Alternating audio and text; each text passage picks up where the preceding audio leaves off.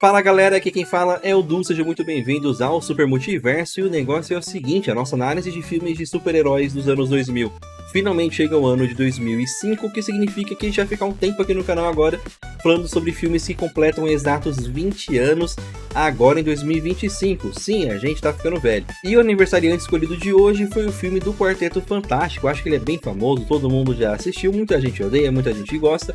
Mas enfim, 20 anos depois, vamos ver o que esse filme tem de bom e também tem de ruim. Já adianto aqui que talvez ele tenha mais coisa ruim do que coisa boa. Mas vamos lá, vamos começar pelas coisas boas, tá? Primeiro ponto bom desse filme é que ele vai te dar uma sensação super nostálgica, porque ele tem um tom muito inocente, muito positivista, muito pra cima, assim como vários filmes lá dos anos 2000, principalmente filmes de heróis, como por exemplo os primeiros filmes do Homem-Aranha. Filmes de heróis com esse tipo de tom são um pouco raros, né, hoje em dia, e se não são raros, geralmente eles são esquecíveis. Então rever aqui o filme do Quarteto Fantástico vai transportar você direto aí pro ano 2000, simplesmente por conta do tom dele. Já o segundo ponto positivo desse filme, talvez o mais importante de todo ele, é o carisma dos personagens, tá? Todos os personagens do quarteto têm ali o seu carisma, né? Então o Senhor Fantástico, ele é mostrado ali como uma pessoa de um coração muito bom, então é muito fácil você gostar dele, não querer que ele se machuque. A Jessica Alba é tão boa, é tão bonita que antes de começar o filme você já não quer que nada aconteça com essa menina. Mas para falar a verdade, quem carrega esse filme nas costas na base do carisma é o Coisa e o Tocha Humana. Não tem como, eles são a melhor coisa desse filme. Eles são os únicos personagens que realmente têm ali uma identidade própria, eles realmente têm uma personalidade, e a interação entre eles, personagens ali que se odeiam, um já trabalhou pro outro, um já foi chefe do outro. Cara, a interação deles, essa sim é a cereja do bolo desse filme. E isso sem falar que especificamente o Coisa é o único personagem aqui que tem uma jornada do herói, alguma coisa do tipo, mas vou falar sobre isso já, porque a verdade é que depois de falar sobre esse ambiente nostálgico e do carisma aí desses personagens, bom, por aqui acabam os pontos bons desse filme. É claro que na época em que esse filme foi lançado, eu lembro muito bem que a crítica, ela falava muito bem de um terceiro ponto, que eram ali os efeitos especiais, que eram realmente de ponta para a época, mas a verdade é que 20 anos depois, logicamente, nenhum efeito especial ali chama atenção, e se chamar vai ser de um jeito mais negativo do que bom. Bom, e a partir de agora vamos falar então de tudo que esse filme tem de ruim, e tudo que ele tem de ruim tem a ver com seu roteiro, que é super raso mesmo. Para começar, o filme, ele não vai para lugar nenhum, tá? Basicamente só acontecem três coisas importantes nesse filme. Primeiro, os personagens ganham seus poderes lá no início do filme. Depois que eles vão despertando ali os seus poderes, o Coisa foge para uma ponte. E aí tem talvez a segunda ação desse filme, que são alguns acidentes que acontecem nessa ponte de Nova York. E os personagens começam a usar os seus poderes para salvar as pessoas. E a partir dali eles são reconhecidos realmente como heróis. Eles ganham ali o nome de Quarteto Fantástico. Depois disso eles ficam trancados no edifício Baxter para arrumar um jeito ali de voltarem a ser humanos normais. Mas enquanto isso, o Dr. Destino começa a desenvolver também os seus poderes, e no final tudo que acontece é só uma luta entre o Dr. Destino e o Quarteto Fantástico, e pronto, o filme acaba. Ele não vai para lugar nenhum, esse filme ele não é sobre nada muito específico, a não ser sobre 4 pessoas que ganham ali seus poderes. Uma coisa que vocês já devem estar cansados de saber, eu já falei em várias análises minhas aqui, é que o arquétipo do herói, ele envolve ali o personagem passar por um arco, passar por uma jornada, e esse arco, essa jornada, ele tem como objetivo consertar algum defeito do caráter do personagem, consertar algum outro defeito talvez externo que ele tenha, fazer o personagem superar alguma coisa, algum medo, alguma dificuldade, alguma coisa assim. E o que a gente tem aqui são personagens que não tem nenhum tipo de arco, não passam por nenhum tipo de transformação, com exceção do Coisa.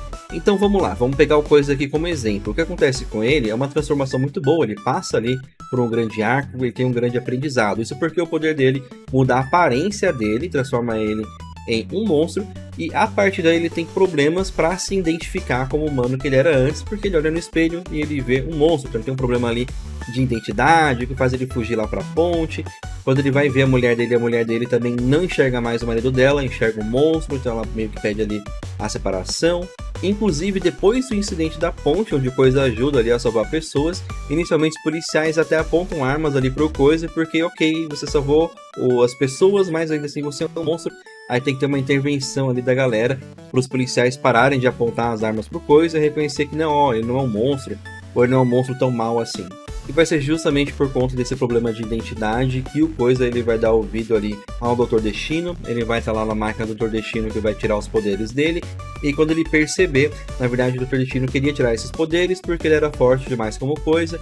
E ele atrapalharia, né, o Dr. Destino a matar todo mundo ali, porque esse vai ser o objetivo. A gente vai falar sobre o Dr. Destino um pouquinho mais no final do vídeo. Mas ainda assim, tá? O Dr. Destino acaba enganando ele. E aí sim é que ele percebe, cara, na verdade eu sou a mesma pessoa de sempre, mas sem meus poderes eu não consigo salvar, não consigo proteger os meus amigos, a minha família. Então Coisa vai, passa lá na máquina de novo, recupera seus poderes, porque ele aprende uma lição, que não importa a aparência dele, o importante é quem ele é por dentro, e o importante é proteger a família dele.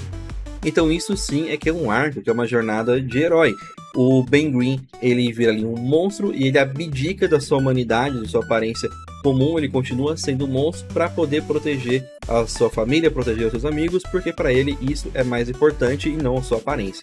Já os outros personagens, esses daí não aprendem nada, não são modificados nem um pingo, a não ser pelo fato de eles ganharem poderes. Vamos falar aqui sobre o Senhor Fantástico, né? O Senhor Fantástico, ele não é mostrado como tendo nenhum tipo de problema de caráter. Ele era um homem muito bom, ele era um homem rico que acabou perdendo o seu dinheiro, mas assim ele é um ótimo cientista, de bom coração. Ele não tem nada a aprender, então ele termina esse filme como um cientista bom, de bom coração, só que agora com poderes de borracha. A única personagem que tem alguma queixa contra ele é a Mulher Invisível, porque quando eles estavam na faculdade, ela quis morar junto com ele, aí ele entrou em pânico e ele não respondeu se ele ia deixar ela morar no apartamento dele, por isso eles se separaram ali na faculdade. Mas, sinceramente, isso não é um problema sério quando você não tá em um filme que é de comédia romântica. O filme aqui é de super-herói, então não faz sentido nenhum encontrar isso como um problema de caráter, inclusive até porque só quem acha um problema é a Mulher Invisível. Pra gente isso daí não tem nada a ver. E falando em Mulher Invisível, por mais que eu goste da Jessica Alba, eu tenho que falar aqui que ela começa e termina o filme exatamente do mesmo jeito. Ela começa o filme como uma secretária ali, um interesse romântico, a segunda em comando do Victor Von Doom. Ela termina esse filme como interesse romântico, a segunda em comando agora do Senhor Fantástico, então ela não tem evolução nenhuma, e também outra personagem que não tinha nenhum problema a ser corrigido. E por último a gente vai falar sobre o Tocha Humana, que esse sim tem um monte de problema para ser corrigido, só que na verdade ele não pode ser totalmente modificado, porque é justamente a falta de maturidade, a impulsividade, a malandragem do Tocha Humana que faz dele um personagem assim tão bom. Então realmente a gente não quer ver ele modificado, porém é claro que ele teria lições para aprender, né? Ele poderia simplesmente aprender durante esse filme que as ações dele têm consequências, então é bom ele pensar um pouquinho antes de entrar em chamas em um lugar público, ou de fazer alguma aparição pública do nada, de falar alguma coisa sobre os outros personagens do quarteto. Ele começa e termina esse filme como uma pessoa bem legal, bem bacana de a gente assistir no filme, mas bem que ele poderia ter aprendido uma liçãozinha sequer. Agora, pra fechar com chave de ouro, sem dúvida a pior coisa aqui desse filme é o vilão, né? O Dr. Destino / Victor Von Doom. Eu não sei por que os roteiristas insistem em mudar a origem do Victor Von Doom em relação aos quadrinhos, né? Era só não abordar a origem do Dr. Destino assim tão diretamente, mas tanto nesse filme aqui como no outro filme que foi feito lá em 2017, se não me engano, os roteiristas optaram por colocar o Victor Von Doom na mesma nave do Quarteto Fantástico para ele adquirir poderes cósmicos ali junto com o quarteto. E aí ele vira um personagem ali que é o quinto mosqueteiro, mas que de fato ele não faz nada assim muito importante, não dá tanto medo dele, porque ele é mais um personagem, ele é mais um que faz parte ali do grupo do Quarteto Fantástico, só que ele é malvado. E aí o poder dele passa a ser ter um corpo metálico e soltar a energia com a mão, como se ele fosse Super Choque, soltar eletricidade ali com a mão, e isso tira muito da periculosidade que o Victor Von Doom realmente tem nos quadrinhos, né? Porque vamos lembrar que nos quadrinhos, o Victor Von Doom, ele é um homem normal, um homem comum, só que ele é um excelente mago, sim, mago, ele tem poderes mágicos muito bons, inclusive a origem dele envolve ali uma descida ao inferno para resgatar a alma da mãe dele. E além disso ele é super inteligente, então ele é um cientista tão bom que ele faz ali para ele uma armadura cheia de tecnologia, como se ele fosse o Homem de Ferro. Sim, quando você para para pensar, o Victor Von Doom, ele é perigoso, porque ele tem tanta tecnologia quanto o Homem de Ferro, tem uma armadura inclusive tão cara ali boa quanto o do Homem de Ferro, ao mesmo tempo que ele controla tão bem a magia quanto o Doutor Estranho. Sim, ele pode enfrentar qualquer um desses personagens de igual para igual. E o poder dele aqui é jogar uma rajada elétrica como se ele fosse o Super Choque. Então isso tira muito da periculosidade que esse personagem realmente tem. e tira muito também das intenções desse personagem, porque o que acontece aqui é que ele pede a Mulher Invisível em casamento, em noivado, né? Ela recusa e ela começa a ficar ali no edifício Baxter, no apartamento do Ed Richards, e por conta disso ele fica bravo e decide matar todo mundo do Quarteto Fantástico. Então também uma motivação que é muito fraca, é muito boba, é muito mundana. É claro que muita gente pode argumentar que todas essas falhas desse filme, né, deixar os personagens mais simples em relação aos quadrinhos, deixar tudo ali com um roteiro realmente bem simplificado, sem nenhum arco muito complexo, é porque na verdade esse filme era destinado a crianças, né, uma vez que ele tem aí a classificação indicativa de 10 anos de idade. Porém, eu devo lembrar a vocês que em 2004, um ano antes desse filme estrear, estreou outro filme que também falava sobre uma família de super-heróis, filme que também era destinado a crianças, tanto que primeiro era uma animação e segundo nem sequer tinha classificação de 10 anos, a classificação era livre mesmo. Esse filme é Os Incríveis. E Os Incríveis é um filme que tem um roteiro ótimo, na verdade ele é muito melhor do que esse Quarteto Fantástico. Todos os personagens de Os Incríveis, eles têm ali o seu próprio arco, inclusive o Senhor Incrível, que nesse primeiro filme aqui é o personagem principal, ele vai ter uma jornada muito grande. Então não, tá? O filme ser destinado a crianças não é desculpa para ele ser simples e raso. E querem saber o pior de tudo? É saber que muito provavelmente esse filme aqui é o melhor filme do Quarteto Fantástico que já foi feito pela Marvel. Claro que esse ano aqui vai estrear mais um Quarteto Fantástico, né? O quarto filme aí que foi pro cinema, mas teve um outro filme lá nos anos 90 que nem chegaram a deixar ir pro cinema de tão ruim que ele era. Enfim, então esse daqui ainda é o melhor filme de Quarteto Fantástico que a gente tem.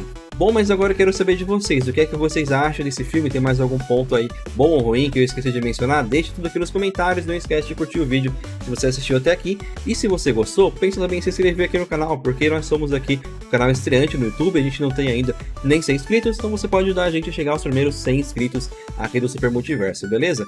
Então por hoje é só, mas a gente se vê então no próximo vídeo.